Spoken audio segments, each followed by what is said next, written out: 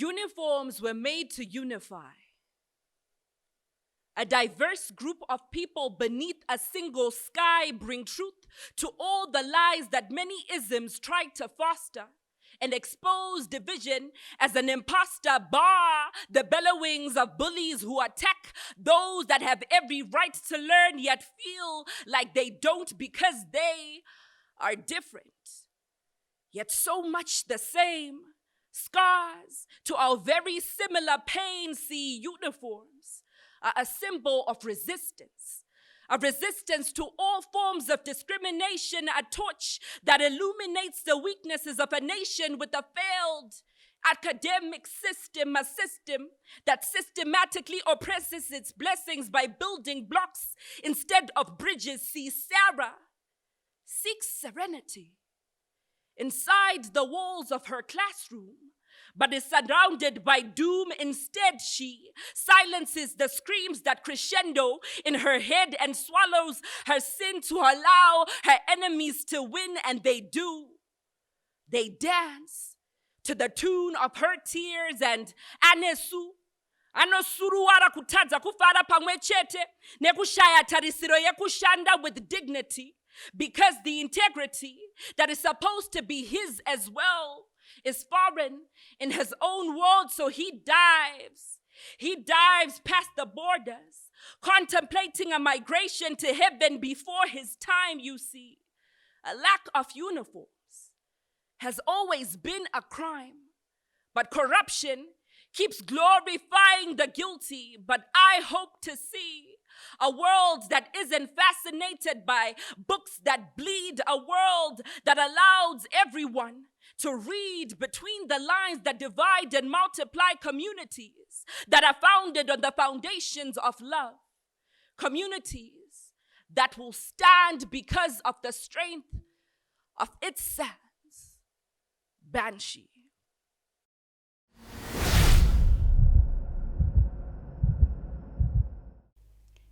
Welcome back to the second episode. You are still watching Amplifying Voices show, a show that seeks to inspire change, diversity, and equality. In this segment, we are going to discuss more about overcoming obstacles regarding Rainbow Scholars. So I'm going to start with introductions. You may start, sir. My name is Manasseh Chioshe. I'm a lecturer and researcher at the University of Zimbabwe. Thank you so much, Manasseh. Hello everyone, my name is Yokai Choburwe and I'm the Media and Communications Officer for a youth leadership organization called Willie Trust. Thank you, Yeo. Hello everyone, my name is Martha Tolana and I'm with Making Waves Network. Thank you so much, Martha. So I'm going to start with you, Manasseh. What would an ideal inclusive curriculum look like that promotes academic freedom in tertiary institutions? Well, in tertiary institutions, the most important thing is ensuring diversity, diversity of ideas, diversity of staff. I think it's important to have representation across all spaces. So the curriculum itself should have ideas that relate to understanding differences in terms of race, ability, sexuality, and various other factors that differentiate us as people. So a curriculum that speaks to all those issues is very important, but also seeing yourself represented across the faculties, across the teaching staff, across some of the spaces within the academic space is very important. How much of that is happening at the moment is very debatable. I think we've got highly masculine, male-dominated institutions that do not reflect the diversity that we have as a people. So for me, at the moment, we have institutions that support a curriculum that is also highly masculinized, highly patriarchized, in many ways that support specific ideas that people who do not fit into that heteronormative component are somehow made to feel as if they are abnormal or do not belong. So for me, that is a very important aspect, the issue of representation. But we are also discussing around decolonizing curriculums at the moment. But the decolonizing debate itself is also leaving out specifically people who we deem un-African in a way, or who we deem as if they do not fit the norm. So for me, that's a very, very important aspect in terms of promoting an inclusive curriculum, but also allowing students to also research on issues that affect their everyday lives. I think we are also having a problem at the moment of actually having students researching on rainbow issues. Universities are becoming more and more hostile spaces for such type of research, and there's a lack of support for students doing that type of research. And if we are to be inclusive, we need to allow all those issues to happen within the university. So for me, you are looking at how do we diversify ideas, how do we diversify theories that we teach, how do we diversify the staff, and how do we diversify also funding. It's very important because without funding also for students, for research of this nature that focuses on the intersectional spaces and issues that affect a variety of populations, we are going to still have a situation where specific ideas that are heteronormative, that are patriarchal, that are masculine, being promoted across the academy. Okay, thank you so much, Nick. That was very insightful. As a follow-up question, in the broader context, what policies should educational governing bodies put in place to promote inclusion and academic freedom in educational institutions? Well, at a policy level, I think one of the things that I've been speaking about, ensure diversity in hiring. There should be a way to ensure that when you are hiring staff, you are also allowing people from diverse backgrounds to be part of the staff itself. Having policies that relate to specific populations being protected within the campus space itself. So, for example, at the moment, they will say that we do not discriminate against anyone. But when you look at the language that is used, when you look at the abuse that happens, when you look at the harassment that happens, there are no protections for that. So we are also saying that who then within the broad management is responsible for welfare in terms of ensuring security for different groups and diverse groups, especially those that are vulnerable. So we need to have that representation around that.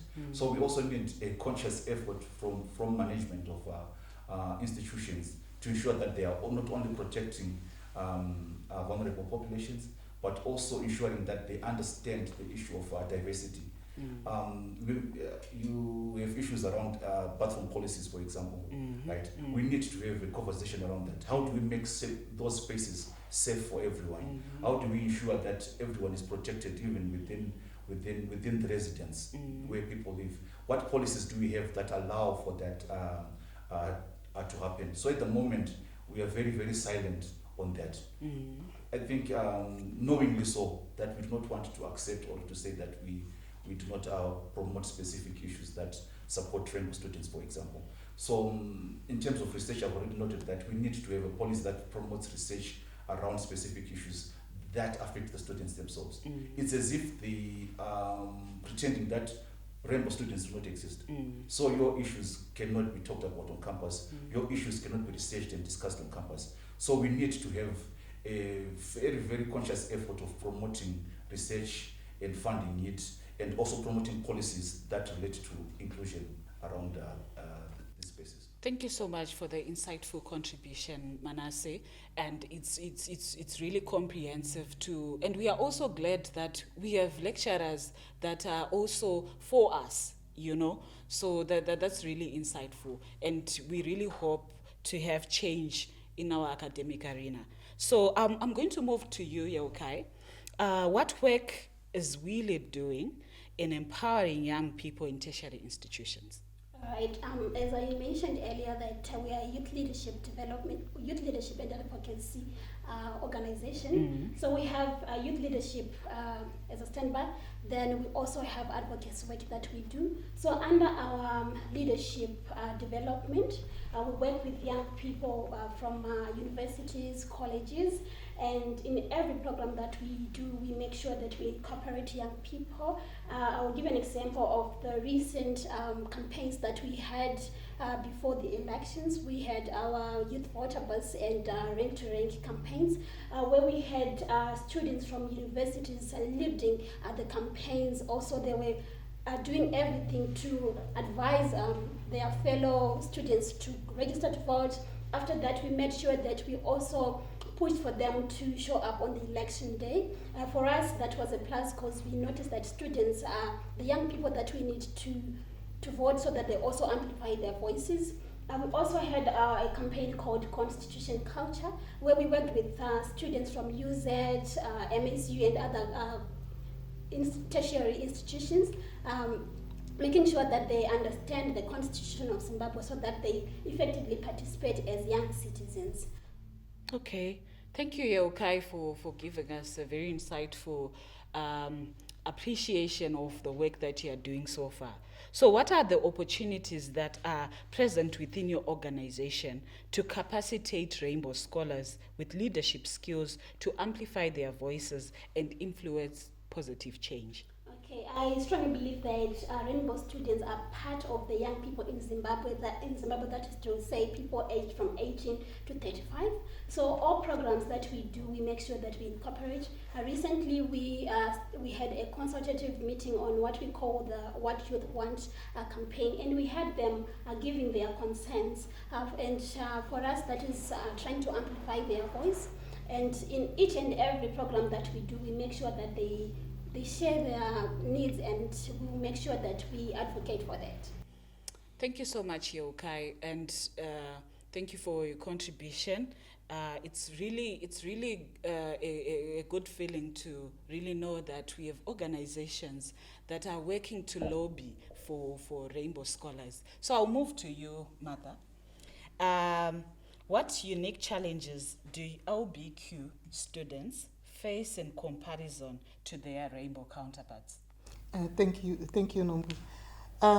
The unique challenges that we find female rainbow students facing in the academic institutions is around the environment itself.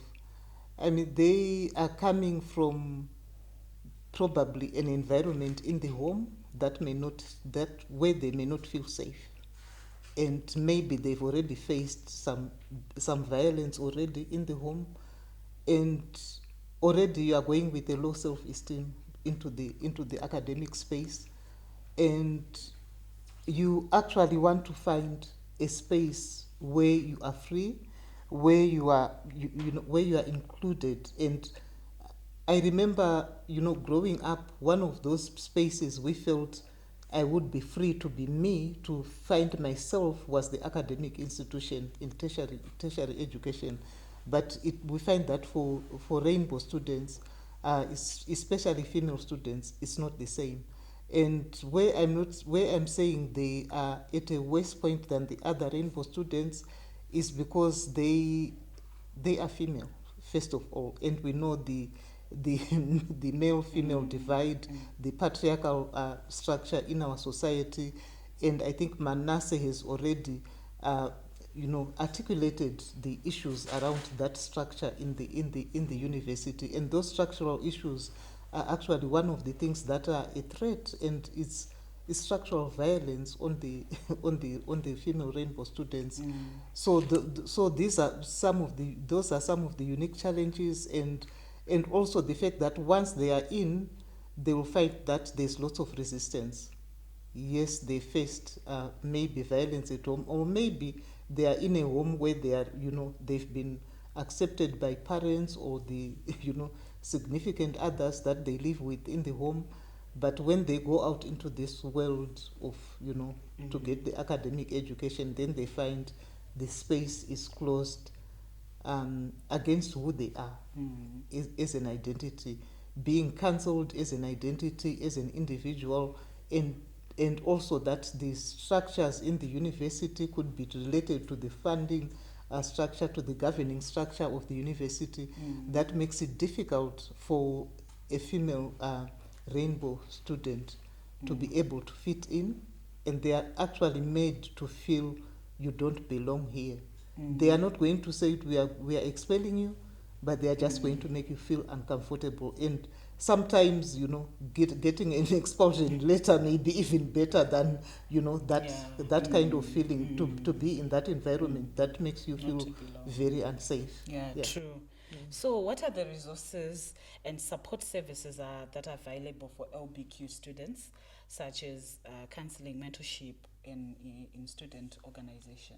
Yeah, it is unfortunate that at the current moment, you can't click a button and immediately find them. But steps are, being taken to actually make sure that those resources are built, so that we hope in the future that they are, we do have somewhere where someone said, okay, at the click of a button, was ideally, like Manasseh said, they should be in the academic institution itself. There should be space where a students are already told, if you need if you need help with this, you go there, you go to this space within the academic institution itself. Now for Rainbow female students, there's nothing like that. There's no space to say, you don't get even the information to say, if you need, maybe you're told, if you need the clinic, go to the clinic. But is the clinic safe for a Rainbow female student? Maybe not, because of the attitudes, the prejudices that they'll face there. So the resources currently are around, there are some organizations, women-led Rainbow organizations, that are working in partnership with also the likes of girls, to actually build up these resources and make sure that there is a choice, a range of choices, which female students can say, okay, if I need, where should I go? This is the range, and where do I feel most comfortable going, by, in terms of geography, in terms of the environment that they are told. Like when you look at the summary of the space, can tell you that, okay, I think this is where I need to go, rather than having one one space, because one size does not fit all, and that is what we know in terms of working with. So we want to have that range of resources. Currently, data is being collected. There is an app called Mabox that is collecting data, and this is an initiative of Rise Above Women organization.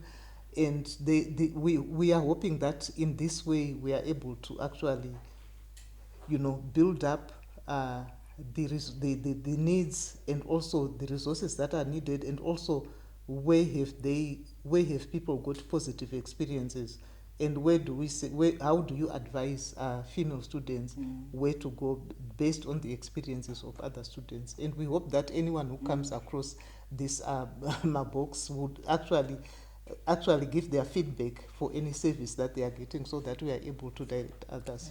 True. Thank you so much, Martha, for the insightful contribution. I would like to go back to Manasseh. Can you kindly describe what you would say this is the academic environment that we wish to see? All right. The academic environment that we wish to see is one where everyone is free to express themselves, who they are, and to live out their truth within that space. I think historical academia has been a space where ideas have been challenged, where expression of individuality has been promoted. But it seems that now we've got a specific type of belief of what the academic space should be like, especially in Zimbabwe, where you are seeing more and more a closure of space for specific identities.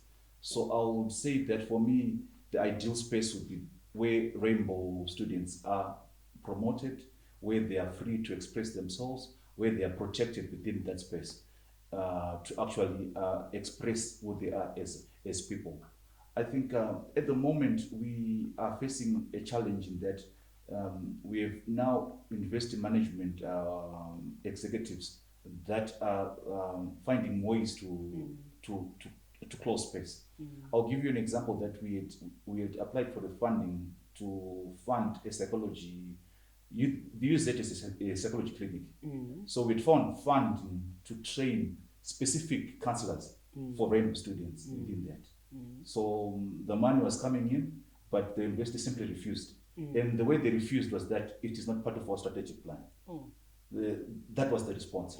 So you are seeing more and more this notion that we have got this strategy that does not fit specific identities, that does not speak specific persons within that sort of vision that they have of the institution going forward. So for me, an ideal situation would be one where you are actually free to express yourself, where when you go into a lecture room, you do not have lecturers actually spewing out hate or in a way degrading, using derogatory terms to describe your specific identity, because this is happening right at the moment, where you actually see lecturers in class using the specific terms that Nick used in the earlier episode.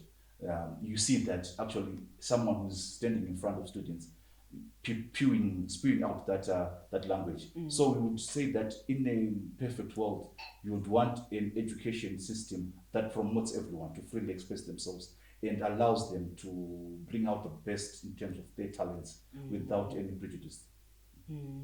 Yeah, that's true, and it's really sad to note that we are having all those statements that we are inclusive, we are diverse, but in practical it's not visible, So we would really love to see educational bodies that govern students, trying to be inclusive for real and being diverse. So I'll come back to you, Yokai.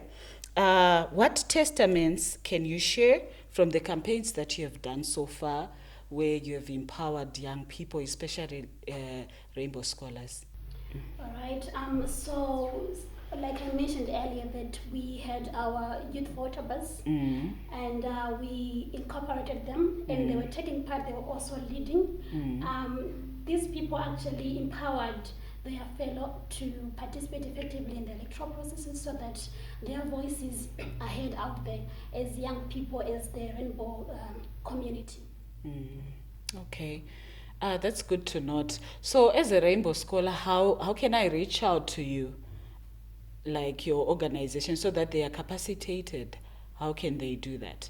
All right, so normally we do calls on our social media platforms. It's a We Lead team across all social media platforms. If you just inbox us, we will respond to you immediately. All right, thank you so much, Yokai. Martha, you mentioned that LBQ students also are violated. They are affected by issues to do with GBV, gender-based violence. So, in the terms of what can be done to ensure that they are safe, in terms of reporting, the reporting channels, to make them accommodative, so that we can handle these cases, because sometimes someone can be violated, but they are scared to say out that they've been violated. Yeah, I think at the moment, yeah, it is difficult if the female students do not have any, information at the click of a button to say, okay, this is what has happened. Where do I go? They won't find that even if they go on Google. So, and it is unfortunate, but there are organizations that will actually direct them to where they go. Even where someone needs hand holding, that will be provided in terms of providing guidance, providing the support, psychosocial support, and also making sure that they get, if they need medical attention, that they do get it. And we also have together with the other rainbow organizations, we do have a database of service providers who are sensitive. Okay. And I think all they need to do, the rainbow students, is to reach out to one of the rainbow organizations. Okay. Because if one is not able to, they are definitely going to say, okay, go speak to so and so at such at this organization, and they will be able to help you. So in that way, we hope that this network, I think it worked very well. As you can see, I was one of those war collaborators where we used what we call password. It was sort of a network where you made information pass very quickly. And this is the kind of network that we have to use now. And we do have technology to help us for the messages to move faster. So in that way, that's how the network is working. But we do hope that we do want the rainbow female students to be able to have, if they are in the house, they are facing a challenge in their own, when they are in their space or anywhere they are able to say, if I have my phone, I can click a button and find the information that I need. Yeah. Thank you so much, Martha. Um, thank you so much, guys, for coming and giving us insightful contributions. I guess the world has heard that we are able to give assistance. We are able to advocate for Rainbow Scholars. So that was it for episode 2. Thank you so much. Till next time.